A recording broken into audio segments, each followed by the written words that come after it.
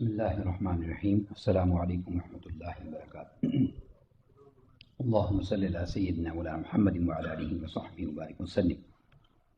الحمدللہ تعالی ماہ رمضان مبارک کی بابرکت سعادتیں اللہ رب العزت نے ہمیں نصیب فرمائیں۔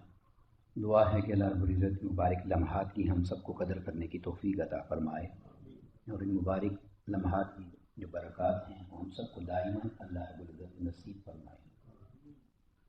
آج ایک بڑے ہی اہم ٹاپک پر مختصر سی گزارش پیش کرنا چاہتا ہوں اور وہ سیدنا ابراہیم علیہ السلام کی دعا کے حوالے سے ہے۔ اب یہ بھی ایک بات ذہن کر لیجیے کہ انبیاء کرام علیہ السلام کا ایک محبوب ترین عمل ہے اور سنت ہے کہ وہ اپنے والدین کے لیے دعا کرتے ہیں۔ قرآن مجید میں یہ بیان ہوئی۔ ابراہیم علیہ السلام کی دعا کو جب ہم دیکھتے ہیں تو ابراہیم علیہ السلام کی ایک دعا کے حوالے سے یہ بات کہی جاتی ہے کہ انہوں نے اپنے والد گرامی کے لیے دعا کی اور وہ معاذ اللہ قبول نہ ہوئی۔ تو یہ ایک کنفیوژن ہے جس کو سمجھنے کی ضرورت ہے۔ قرآن مجید میں جب بھی کوئی بات سمجھنی ہو یا کسی مضمون کو جاننا ہو تو ضروری یہ ہے کہ پورے قرآن مجید میں جہاں کہیں بھی وہ ٹاپک آیا ہے اس سب حصے کو دیکھا جائے۔ اگر ایک حصے کو آپ لے لیں گے، یعنی ایک واقعہ قرآن مجید کا، وہ مختلف مواقع پر قرآن مجید نے بار بار اس کو بیان فرمایا ہے، تو اگر ایک ہی جگہ سے آپ لے لیں گے تو باقی جگہ پر جو بیان ہوا ہے وہ سب انسان سے رہ جاتا ہے۔ اس لیے ضروری ہے کہ جب بھی کسی حوالے سے کوئی نتیجہ اخذ کرنا ہو یا عقیدہ بنانا ہو یا کوئی اصول وضع کرنا ہو، وہ قرآن مجید میں وہ ٹاپک جہاں جہاں پر بھی آیا ہے ان ساری مقامات کو جمع کر کے دیکھا جائے۔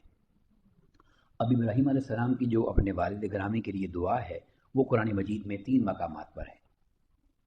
اب ایک مقام کو لے کر ہی یعنی فیصلہ کر دیا جاتا ہے اور غلط نظریہ یا عقیدہ بنا لیا جاتا ہے۔ وہ تینوں مقامات میں آپ کے سامنے رکھتا ہوں۔ مقامات 3 ہیں مگر وہ 2 طرح کی دعائیں ہیں، 2 مختلف دعائیں ہیں۔ پہلا مقام جو ہے یعنی قرآن مجید کا سمجھنے کے لیے وہ سورہ شعراء ہے اور اس کی آیت مبارکہ نمبر 86 ہے، جس میں آپ نے یہ دعا کی، بغفر لی ابی، اے میرے اللہ میرے والد کو بخش دے، انہ کان من الضالین، کیونکہ وہ گمراہوں میں سے ہے۔ اب اس بات کو مطلب اس کا یہی ہے، اب یہ آپ سمجھیں، اسی سے یہ اخذ کر لیتے ہیں کہ یعنی آپ کے والد گرامی کے حوالے سے یہ دعا ہے اور وہ معاذ اللہ ہدایت پر نہیں ہے۔ یہ ایک مقام ہے۔ میں تینوں مقام آپ کے سامنے رکھوں گا۔ پھر اس کے بعد اللہ رب العزت نے جب یہ دعا آپ نے فرمائی تو اللہ رب العزت نے آپ کو دعا کرنے سے منع فرما دیا۔ اب یہ بات بھی میری آپ کی نہیں ہے، یہ بھی قرآن مجید کی ہے۔ اب دوسری آیت کریمہ وہ آپ ذہن میں رکھیے اور وہ سورہ توبہ کی ہے، آیت مبارکہ نمبر 114 ہے۔ اس کی کلمات کیا ہیں؟ جب اللہ رب العزت نے آپ کو منع فرمایا آپ یہ دعا نہ کریں تو وہ یہ ہے، وَمَا كَانَ اسْتِغْفَارُ إِبْرَاهِيمَ لِأَبِيهِ۔ اب ابراہیم علیہ السلام کو اپنے باپ یعنی جو حقیقت میں چچا ہے آپ کا، اس کے لیے آزر کے لیے فرمایا کہ آپ ان کے لیے دعائے مغفرت مت کریں۔ ٹھیک ہے، اب کس لیے نہ کریں اور وجہ بھی بتا دی کہ آپ دعا کیوں کرتے تھے۔ فرمایا الا ان موعدۃ وعدها ایاہ، اور یہ دعا وہ صرف اس لیے کرتے تھے کیونکہ وہ انہوں نے ان کو پالا تھا، پرورش کی، تو آپ نے ان سے وعدہ کیا تھا کہ میں آپ کے لیے بخشش کی دعا کروں گا، کیونکہ وہ ہدایت پر نہیں تھے، جو آپ کے چچا تھے آزر۔ تو آپ نے کہا میرا آپ سے وعدہ ہے کہ آپ کے لیے بخشش کی دعا کروں گا، تو اللہ نے منع فرمایا کہ آپ ان کے لیے دعا مت کریں۔ اب کیوں نہ کریں؟ وہ سبب بھی فرمایا، فلما تبین لہ انہ عدو للہ، کیونکہ اللہ نے ان پر ظاہر کر دیا تھا کہ یہ اللہ کے کھلے ترین دشمنوں میں سے ہیں۔ تو ابھی اللہ کا دشمن ہے یہ آپ کا چچا جو ہے، آپ کا وعدہ تھا آپ نے دعا کر دی، اب آپ ان کے لیے دعا مت کریں۔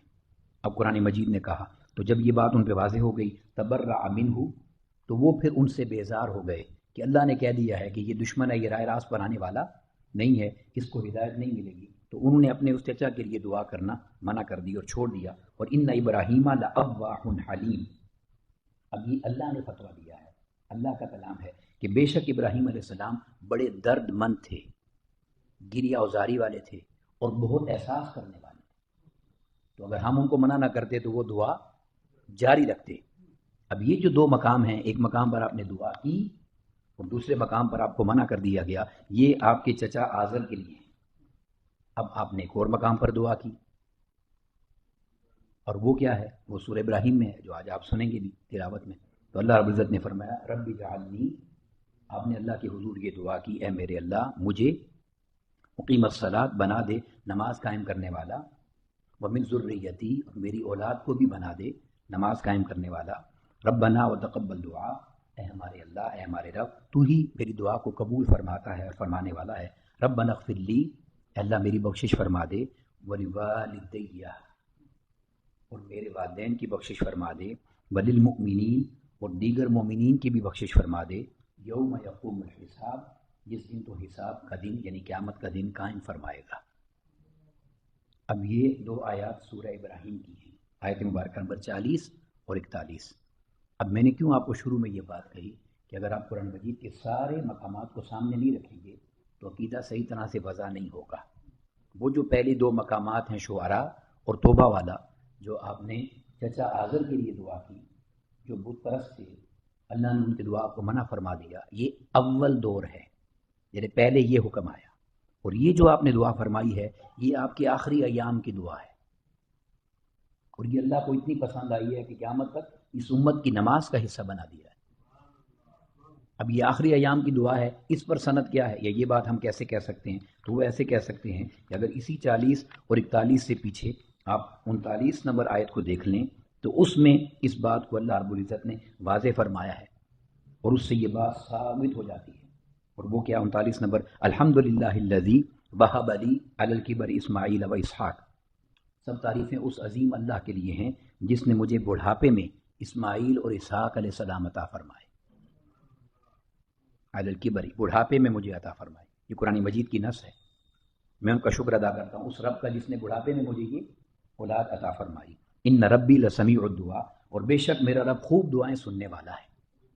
تو یہ کہہ کے کہ دعائیں سننے والا ہے، اب دعا مانگی اپنے والدین کے لیے، رب اجعلنی مقیم الصلاۃ ومن ذریتی. ترتیب قرآن مجید کی یہ ہے. تو یہ جو حصہ ہے یہ آپ کی یعنی حیات طیبہ کا آخری ایام میں سے ہے، اور جو آپ کو منع کر دیا گیا وہ آپ کی حیات طیبہ کی پہلے ایام میں سے تھا. اور وہ ذہن نشین کر لیں، جہاں پر بھی لی ابی کا ذکر آتا ہے عربی میں تو ابی کا ذکر صرف والد کے لیے نہیں آتا، وہ چچا کے لیے بھی آتا ہے. تو وہ جو دو دعا آپ نے مانگی وہاں ابی کا ذکر ہے اور یہاں آپ نے ابی کا ذکر نہیں فرمایا، ولی والدیہ، براہ راست والد کا ذکر فرمایا. تو آپ کے والد گرامی کا نام حضرت طارق علیہ السلام تھا. ان کو ابھی اس لیے کہا کہ آپ کی پرورش انہوں نے کی آذر نے، تو اس لیے ان کے لیے بھی ابو کی نسبت سے آپ نے ذکر فرمایا. مگر قرآن مجید نے اس مقام پر اس بات کو، تینوں مقامات کو اگر اکٹھا دیکھ کر سمجھیں گے تو یہ بات واضح ہو جائے گی کہ جو آپ کا چچا تھا جس نے پرورش کی آذر، جو بت پرست تھا، بت بناتا تھا، اس کے لیے دعا سے منع فرمایا کہ عدو للہ، وہ اللہ کا دشمن ہے. اور آپ کے والد گرامی جو حضرت طارق علیہ السلام ہیں ان کے لیے جب آپ نے دعا فرمائی تو اللہ رب العزت نے آپ کو اس دعا سے نہیں روکا، بلکہ اس دعا کو اتنا پسند فرمایا کہ اس دعا کو اللہ رب العزت نے امت محمدیہ صلی اللہ علیہ وسلم کے لیے بھی نماز میں مقبول کر کے جاری و ساری فرما دیا. اور یہ والدین کے لیے دعا کرنا یہ انبیاء کرام علیہم السلام کی عظیم اور پیاری سنتوں میں سے ایک سنت ہے. اور صرف انبیاء کرام کی سنت نہیں ہے بلکہ والدین کے لیے دعا کرنا یہ اللہ کی بارگاہ میں محبوب ترین عمل ہے. کیا ہے بولیں؟ محبوب ترین عمل ہے. اب اس پر دلیل کیا ہے؟ اس پر دلیل یہ ہے کہ والدین کے لیے دعا کرنے کے لیے اللہ رب العزت نے آقا علیہ السلام کو خود حکم فرمایا، خود حکم فرمایا، وَقُلْ رَبِّ اغْفِرْ وَارْحَمْ وَأَنْتَ خَيْرُ الرَّاحِمِينَ، حکم دیا. اللہ رب العزت نے آقا علیہ السلام کو براہ راست حکم دیا کہ آپ دعا کریں، وَقُلْ رَبِّ ارْحَمْهُمَا كَمَا رَبَّيَانِي صَغِيرًا، اے میرے اللہ میرے والدین پر تو اسی طرح ربوبیت کی شان نازل فرما اور اپنی شان ربوبیت سے ان پہ رحم فرما جس طرح تیرے اصول، وضع کردہ اصول کے مطابق بچپن میں میرے رب میرا والد بن کر ان نے مجھے پالا پرورش کی. تو میں تیرے حضور دعا کرتا ہوں. اور اتنا محبوب عمل ہے کہ اللہ رب العزت نے وہی ربوبیت کی شان جو ہے وہ رب اپنے لیے بھی فرمایا، رب ارحمہما کما ربیانی صغیرا، اور وہی ٹائٹل والدین کو بھی عطا فرمایا. فرق یہ ہے کہ وہ صرف اپنی اولاد کے رب ہیں اور اللہ جو ہے وہ کل کائنات کا رب ہے، مگر وہی لفظ اللہ نے فرمایا ہے. تو یہ اتنا محبوب عمل ہے کہ آقا علیہ السلام کو اس کا حکم فرمایا. اور آقا علیہ السلام نے زندگی بھر اس دعا کو اپنی دعاؤں میں جاری و ساری رکھا۔ فقہائے کرام بیان کرتے ہیں، محدثین نے لکھا ہے، صوفیاء نے بیان کیا ہے کہ اس کی زندگی سے برکت اٹھ جاتی ہے جو اپنے والدین کے لیے دعا کرنا چھوڑ دیتا ہے۔ اس کی زندگی سے برکت اٹھ جاتی ہے جو اپنے والدین کے لیے دعا کرنا چھوڑ دیتا ہے۔ اور کچھ صوفیاء نے یہ بیان کیا کہ جو نماز کو پابندی سے ادا کرتا ہے، یعنی کوتاہی غفلت نہیں کرتا، اس نے اللہ کا حق ادا کر دیا۔